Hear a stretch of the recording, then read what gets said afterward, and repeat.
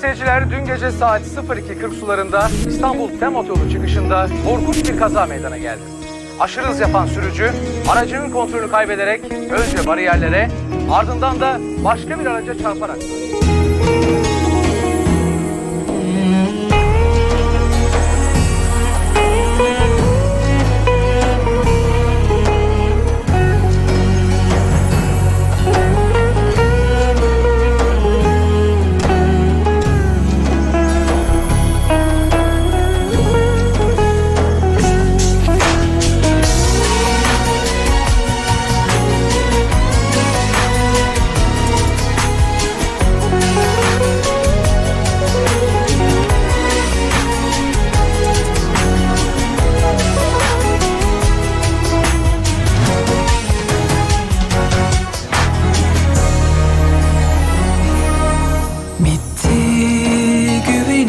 hakkın olamaz bu aşk senin.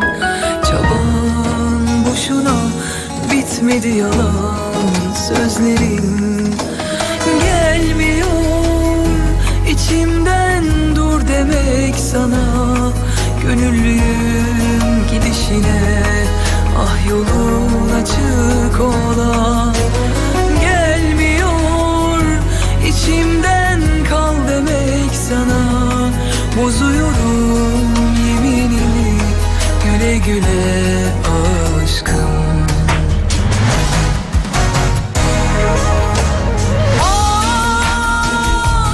Gelemedim görmemezlikten sitemleri.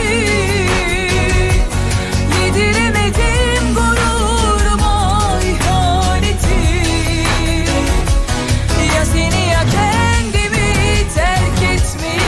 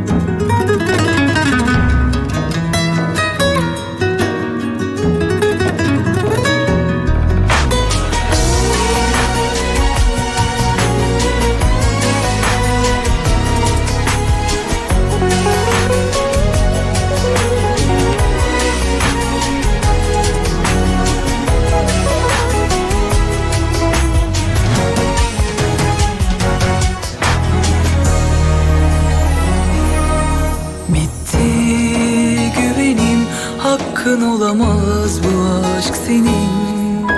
Çaban boşuna bitmedi, yalan sözlerin. Gelmiyor içimden dur demek sana. Gönüllüyüm gidişine, ah yolun açık ola. Gelmiyor içimden kal demek sana. Bozuyorum yeminimi, güle güle aşkım.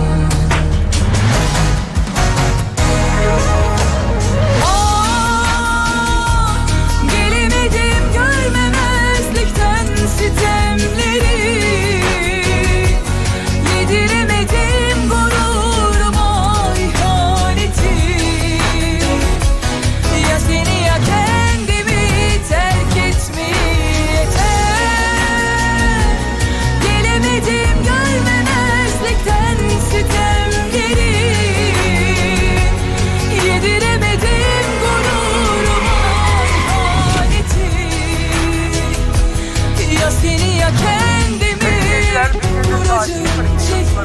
İstanbul Tem Otoyolu çıkışında korkunç bir kaza meydana geldi.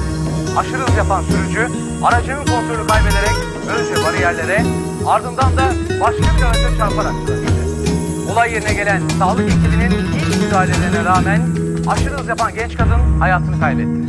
Diğer araçta bulunan sürücü ise hayati tehlikeyi atlatamadı.